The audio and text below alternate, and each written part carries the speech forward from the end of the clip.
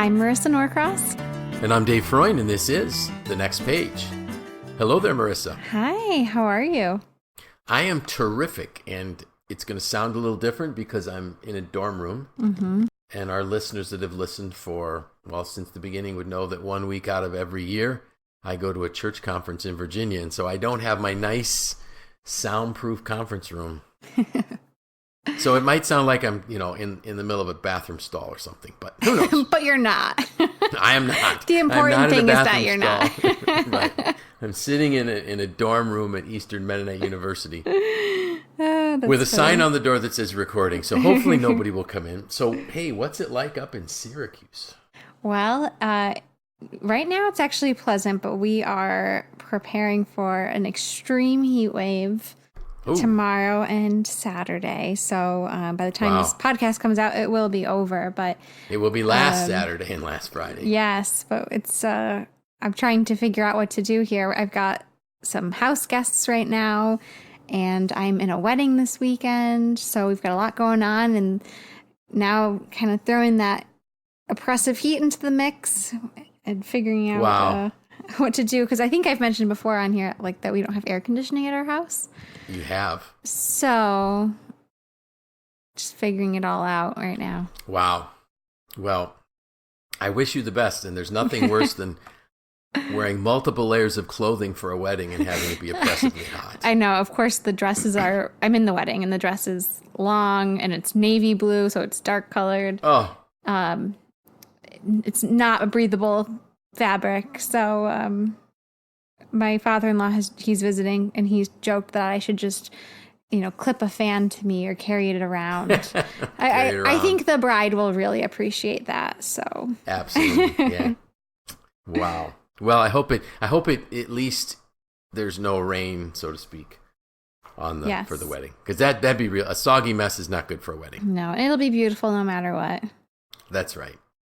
So today we're talking about my post that came out this morning that's entitled "The Other Side of Me," and I know that kind of is like, what's he writing about? So the whole quote is this, and I was driving to work one day last week, and I heard this quote where it's a question that really all of us should ask: what's it like to be on the other side of me? And I really think that that's a powerful question that all of us need to ask, because it's certainly my focus is on leadership, but what is it like to be around me? And do we even think about it? And I think folks, not just great leaders, but people that people want to be around, are people that have a great self-awareness of what it is really like to be on the other side of them. And some would say, well, wait a minute, leadership is about accomplishing things. It's about getting things done. Well, one of the greatest leaders I think of what I'll consider my lifetime, in industry would be Alan Mulally, who went from leading Boeing to really turning Ford around. Ford was a mess, and he did a remarkable job of turning that company around. And I just want to remind our listeners, the only American auto manufacturer that did not need a government bailout in the late 2007, 2008 timeframe. But Alan Mulally said this: leadership is never about you. It must be about them. Leadership is always about the people we're trying to lead. And so it matters what they think. It matters how they feel around us. So I was referencing one of my trainings in my writing here, not as a marketing ploy at all, but just because that's where the information came from, that there's 4 types of ways that we influence people, or that historically managers influenced people. And it was force. They have no choice in the decision. Do it because I said so. I'm the boss. Do it. When I want your opinion, I'll give it to you. Almost as that was the kind of the mentality. That was intimidation. Listen, you either do it or leave.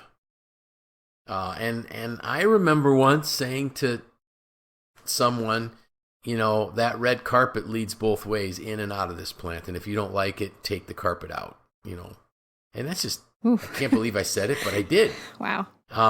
Manipulation, where there's winners and losers. We find ways to manipulate people to do what we want them to do. Or, and this one sounds somewhat okay or acceptable, but position. you do it because people do it because they have to, because I'm the boss. Well, when we use those 4 ways to influence people, all we get is mediocrity. They have to do it. And they'll only do it when we're around. Mm-hmm. And so how does tie that back? So now I want to tie that back to what's it like to be on the other side of me. Well, the people that are around me, do they feel as though I'm forcing, intimidating, manipulating, or using my position to get them to do something? Because quite frankly, who would want to be around somebody like that? Nobody wants to be around somebody like that. Nobody wants to work for somebody like that. And as we're trying to figure out how to get better productivity from our teams, we have to realize that they have to want to do it. They have to really desire to be around us. And so then the transition then piece is, all right, so how can I influence people? And how can I get the best out of them? And really that's just by focusing on them. So the notes that I had sent you before our call was that great leaders look for, there's these 3 things that I think are really the key points. They look for teachable moments. So this is probably the part that you like the least, but maybe our listeners like the most, is when I spring questions on you that I didn't tell you I was going to tell you. So as a mom, how do you teach your kids? When I say the word teachable moments, what comes to mind? Well, I think, teaching by example. Yep. I love that. It's funny, when you were going through the 4 kind of negative ways to influence, it's exactly what I was thinking about. It was like, this is what not to do with your kids. Like, you can't, trying to force them into doing things, or saying like, because I said so, that's not going to really teach them. So I think with my daughter, like, we have a lot of teachable moments with a 3-year-old. Yeah. And I try to explain things to her and give her the opportunity to, in like the agency, to make her own decisions and understand like what each decision might mean for her. Sure. And really explain, like, this is why we do this, and this is why we do that, and this is why we don't jump from the 5th stair to the bottom. Like finding those opportunities to help her work through it, and then she can grow to make these decisions on her own without me having to, bark at her at what she needs to do. Yeah, that is perfect. And that's exactly what great leaders do. They, and I'm not saying that our staff are a bunch of, 3 or 4-year-olds. But I am saying that what we do is we look for opportunities when we can take a situation and make it a learning experience, a teachable moment. And oftentimes those teachable moments come at the time of a failure. So, okay, this project didn't work. What can we learn from that?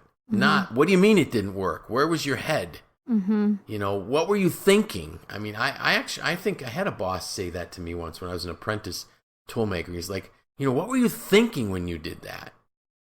Not, so Dave, let's talk about how, what were you thinking about that caused you to just make that decision to try to make the part that way? But he turned a mistake instead of a positive, which would have been a learning experience, into a negative. And now, how many years later? 38 years later, I still remember that. I remember it vividly. So, great leaders that want to influence people take failures and they make them positive learning experiences. The next one here is that great leaders sense breakthrough opportunities. And I really like that one because it's, maybe we're working with a person, we're coaching, mentoring them, developing them, and all of a sudden we see that they're at a point where this is where it's starting to click. They're getting it now. And if I just give them a little bit extra encouragement, something amazing is going to happen. Maybe it's a project I award them. I say, hey, could you work on this? Or bring them, one of the things when I talk about mentoring, letting them, fly with us for a while, bring them on board, help them see what we're doing. I'm sensing that they're starting to get it. So now I want them to literally be closer to me so that they can understand the nuances perhaps of how I do something and then the next day, boom, they're able to do it themselves. So that's kind of what I think of as a breakthrough opportunity. Mm-hmm. The third one are catalyst times. So catalyst times are when I can bring others together with them to leverage a learning opportunity. Do I get different support? I remember when I worked for Volpe, and my title was production manager, and I had no models that I could follow. And I remember the parent company in Switzerland sending over the vice president of manufacturing to spend a few weeks with me, and then I went to Europe on 2 separate occasions to spend time with him, actually 3 separate occasions. And it was really neat because I think what happened was that my boss, the chief operating officer of the American plant, sensed that there were some catalyst times for me, that maybe I had grasped a lot, but if he could give me some extra help, plug me into some extra people, something amazing might come out of it. Now, I don't know if they ever got anything amazing out of it, but at least for me, it was a great experience. And that's a great opportunity too, to like be creative and to think outside the box, and how clearly, like pairing different skill sets. Like a lot of us are broken into teams, but some cross team functionality can really bring about these substantial changes and exactly and impacts. Yeah. And in this case, as you were talking about that, I was thinking one of my visits down to Orlando for my John Maxwell training, they broke some of us out and they actually brought in the Orlando Symphony Orchestra, and they wanted us to sit in the orchestra. And what they were trying to do was they were trying to show us that as leaders, our job is to really be the conductor, to bring in all the different, and the gentleman that kind of did the demonstration, fortunately for me, it was kind of like a refresher because I had played in orchestras and in bands, so I knew the different instruments. But he showed what the sound was like, what the song would be like if we only had this instrument or that one. Mm-hmm. But when we brought it together, you're sitting in the middle of this symphonic performance. It was just amazing. And that's really what leaders do. And I like that how you said, the skill sets, the diversity, bringing them together to make something really special. That's leadership. Mm-hmm. Conversely, we could just give everybody their orders and tell them to go do it. And we have the right to do it, but it's not going to get the best out of them. So I put some other notes here that I'd sent you when we talk about, what helps us influence in a positive way. Clearly, integrity and trust. Influence is neither good nor bad. It is. I've talked about the phrase, I've made the statement, Adolf Hitler was an amazing leader. He was just evil, but he inspired people. So just because you're influential doesn't mean that's good. If we want to be a positive influence on people, we have to be people of integrity, we have to be people of trust. One of the questions we should ask ourselves is, are we nurturing their growth? Are we looking at each individual and saying, I want the best out of them? As you look at your 2 daughters, you're judging them as individuals, and you're realizing that, Lena can't do what Isla can do. Mm-hmm. So how do I give them exactly what they need? And I love this other point. Do I have faith in them? People don't believe in people anymore. And a lot of people don't believe in themselves because they're comparing themselves to a world of make-believe that really doesn't exist. So do my people know that I really trust them, that I believe in them? And I heard this quote some years ago: assets make things possible, people make things happen. So am I giving people the tools? Am I listening to them? Do I seek to understand them? And I put a note here, are we both growing? And I think that one's key too, because if I'm not growing as a leader, how can my team grow? How can I inspire people to grow if I'm not growing? Am I helping them navigate through their life? And so, and somebody would say, wait a minute, it's leadership. So shouldn't you just help them navigate around the company or navigate their career life? No, I want to be there for them to help navigate a path so that they can achieve what they desire out of life? What's their goal? I heard a story once about, and actually it was somebody that worked for my dad that kept wanting to grow and grow and grow, and my dad knew that if he gave the guy the final training, the guy might end up leaving. And sure enough, the guy did. And my dad just said, but David, that's what you do. Mm-hmm. You develop people, even if they may end up leaving. And it turned out that just before he retired, the guy applied for the job where my dad was working. I think I shared that story before. Yeah, you have. Helping people make connections. That to me is another big thing for us. Are we helping people? Are we connecting people to people they can't connect with themselves? Mm-hmm. Giving them access, so to speak, to our contacts. I think that also helps us influence them in a positive way. So I want to talk too here about how can we know what it's like to be on the other side of us? I guess that's the question that I wanted to throw out to you. Mm-hmm.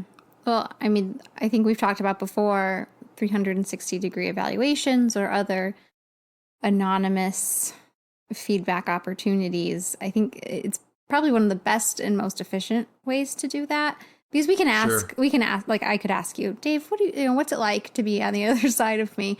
And I suspect that you would tell me, you'd give me like good feedback, but maybe you might hold back because you'd be afraid of hurting my feelings or, damaging relationships. Sure. But these anonymous feedback opportunities, I mean, in my opinion, it would be the most efficient way to get the job done. Yeah, I think you're right. I think so, with our relationship, I think that I don't think I would hold back, but you and I have worked together for quite a long time. Mm-hmm. And I think we have a very trusting relationship. So I think I could say, Marissa, sometimes I see this and this and this. Mm-hmm. But the other thing is that I'm not your direct report, which could complicate it. So like if I did report to you, if you were my boss, I might be a lot more careful to say it, even if we had a good relationship. And I think leaders need to know that. Mm-hmm. They need to know that just because they say they have an open door policy, no, people are not going to speak up, and to simply say, well, that's their problem. No, that's your problem if they don't speak up. So the 360s are great. And I think one of the things I've found that more and more I'm being asked to do them for organizations, and I do them as an interview type of thing. Mm-hmm. But you can do very simple ones with just, a simple questionnaire that's emailed out as a Word document. Fill it out, print it out, and we've talked about that and give it back to me. The key, though, when I get that feedback is I have to act on it. Right. I have to do something with the information that I've collected. I'm working with a new coaching client that is really doing amazing things and really turning around his leadership style. I mean, we're talking night and day, darkness to light set type of transition. And one of the things that was interesting is once he received the feedback, he didn't see himself at all as the way he was. He didn't know what it was like to be on the other side of him. Mm-hmm. And once he saw that feedback, it so profoundly changed his mind and his heart that he was sharing with me that he was someone from procurement came into his office and was talking with him. And at some point, he tuned the guy out. Mm-hmm. And hey, I've done that. If Right. somebody is a very detail-oriented person that wants to tell you a long story and you don't have time, you tone them out. But after the meeting was over with, it really troubled my client. And I said, what did you do? He says, well, he said, the next day I went into his office and I said, I need to apologize to you. He said, when you came in yesterday and you started talking with me, he goes, I only caught about half what you said. Mm-hmm. Because unfortunately, and I'm sorry to say, I stopped listening. Could you forgive me? And what was it that you really wanted to tell me? That's the benefit of a 360. Mm-hmm. And that's just one of them. If you read Marshall Goldsmith's book, he'll tell you, you go apologize to the people that you've been a jerk to. And I give the same advice. Go apologize. What I'll typically do is I'll say, go thank the people that gave you the feedback. Mm-hmm. because they're perhaps saving your career. Right. And if we start looking at this feedback as perhaps these career-saving engagements or interactions, maybe we're going to take them a little bit more serious. And this is a question I haven't even thought through, but I'd love to know your opinion. So, oh, great. so teams. Okay. How do teams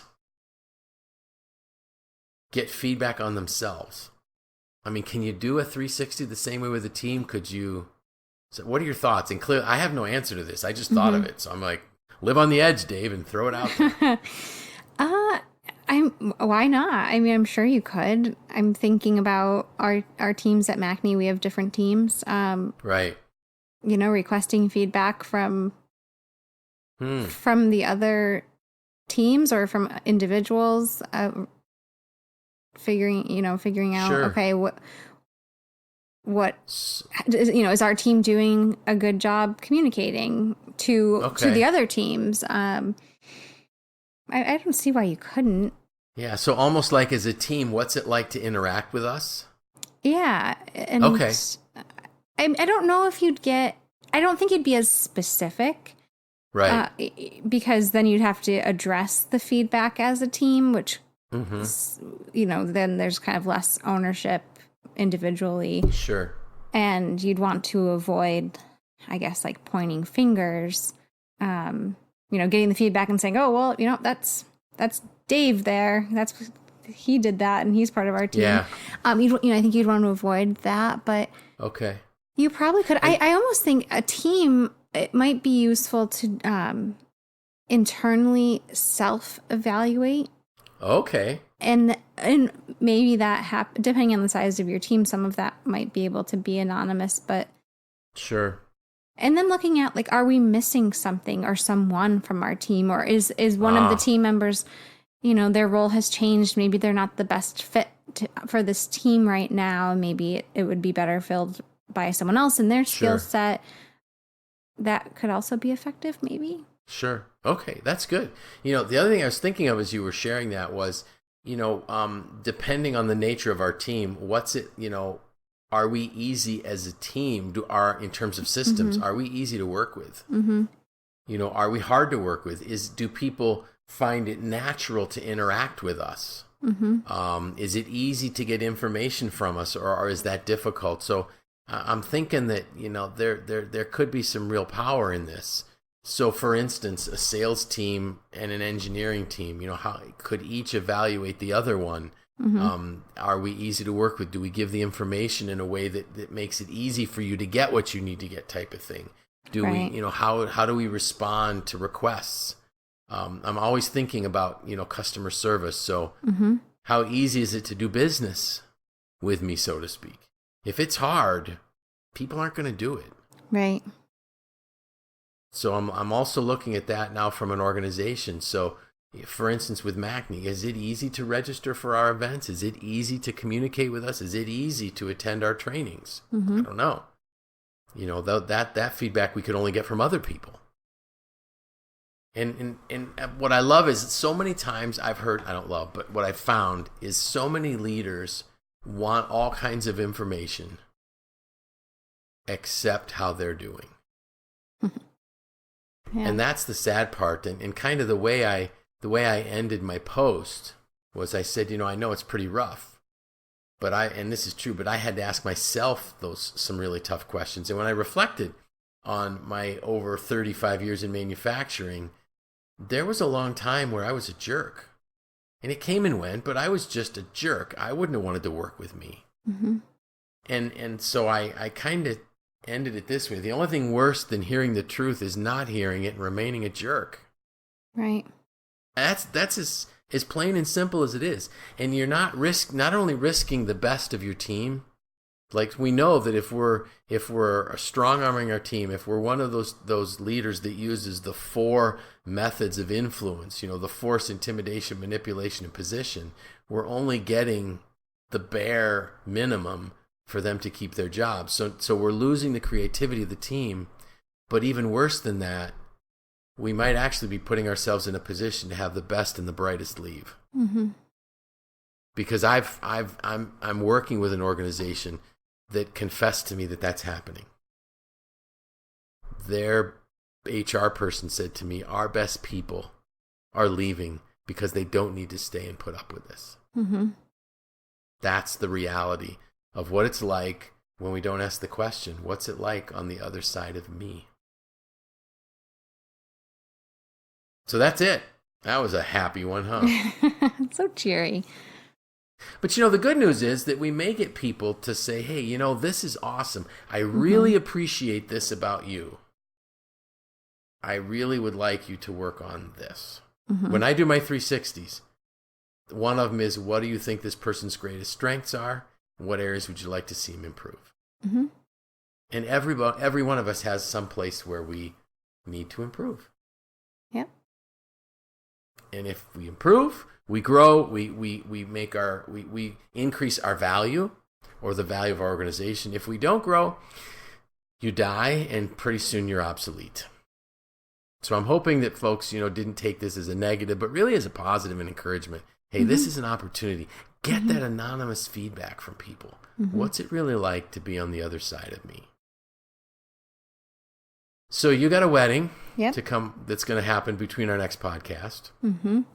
And for me, I'm just coming home. God willing, I'll be home by Saturday evening. And then remember, I got to put the boat engine together. Yes. So it's in the boat. Okay. And it was funny. My grandson, Max, came up to me. So Max is not quite 3. He'll be 3 I think Max will be 3 in January, maybe. And so he says, Papa, engine sounding yet? So he's, little as he is, he knows that the engine's not making any noise yet. Mm-hmm. Soon. So by the next podcast, I'll be able to tell you, did the engine run or not? And I want to remind all of our Central New York listeners, Antique Boat Show, Skinny Atlas, this coming Friday, Saturday, and Friday evening, Saturday all day, and Sunday till 3. Yep, I have it in my calendar. Super. Yes. I have no idea what we're going to talk about next week. Well, I'm sure you'll think of it between now and then. I will. So with that, I'm Dave Freund. I'm Marisa Norcross. And this was The Next Page.